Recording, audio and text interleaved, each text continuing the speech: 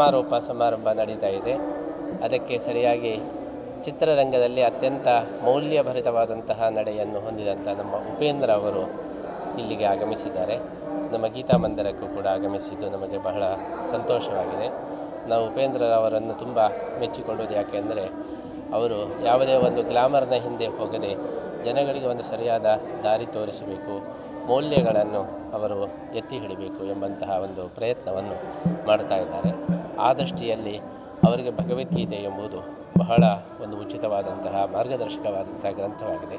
ಆ ದೃಷ್ಟಿಯಲ್ಲಿ ಅವರು ಬಹಳ ಒಂದು ಉತ್ಸಾಹದಿಂದ ಗೀತೆಯ ಬಗ್ಗೆಯೂ ಕೂಡ ತಿಳ್ಕೊಳ್ತಾ ಇದ್ದಾರೆ. ಇವತ್ತು ನಮ್ಮ ಗೀತಾ ಮಂದಿರಕ್ಕೆ ಭೇಟಿ ಕೊಟ್ಟು ಗೀತೆಯ ಸಂದೇಶದ ಬಗ್ಗೆ ತಿಳ್ಕೊಳ್ತಾ ಇದ್ದಾರೆ.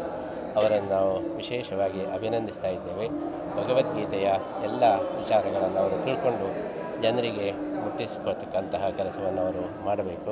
ಕೃಷ್ಣ ಗೀತೆಯಲ್ಲಿ ಒಂದು ಮಾತನ್ನು ಬಹಳ ಸುಂದರವಾಗಿ ಹೇಳ್ತಾನೆ, ಯದ್ಯದಾಚರತಿ ಶ್ರೇಷ್ಠ ತತ್ತದೇವ ಇತರೋ ಜನಃ ಸಯತ್ ಪ್ರಮಾಣಂ ಕುರುತೆ ಲೋಕಸ್ತದನು ವರ್ತದೆ ಅಂತ ಹೇಳಿ.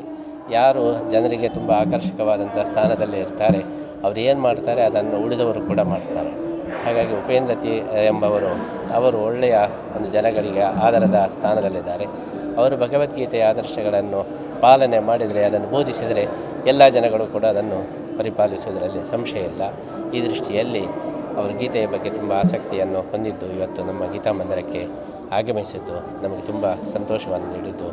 ಅವರ ಮುಖಾಂತರ ಗೀತೆಯ ಸಂದೇಶ ಎಲ್ಲ ಕಡೆ ವಿಶ್ವದಲ್ಲಿ ಹರಡಲಿ, ಅವರಿಗೂ ಕೂಡ ಗೀತಾಚಾರ್ಯನ ಮತ್ತು ಅನುಗ್ರಹ ಆಗಲಿ, ಅವರ ಮುಖಾಂತರ ಇನ್ನಷ್ಟು ದೊಡ್ಡ ದೊಡ್ಡ ಕಾರ್ಯಗಳು ಆಗಲಿ ಅಂತೇಳಿ ನಾವು ಹಾರೈಸ್ತಾ, ಅವರ ಜೊತೆಗೆ ಲಹರಿಯವರು ಕೂಡ ಬಂದಿದ್ದಾರೆ, ಅವರಿಗೂ ಕೂಡ ಕೃಷ್ಣನ ವಿಶೇಷ ಅನುಗ್ರಹ ಆಗಲಿ ಅಂತೇಳಿ ನಾವು ಪ್ರಾರ್ಥಿಸ್ತಾ ಇದ್ದೀವಿ.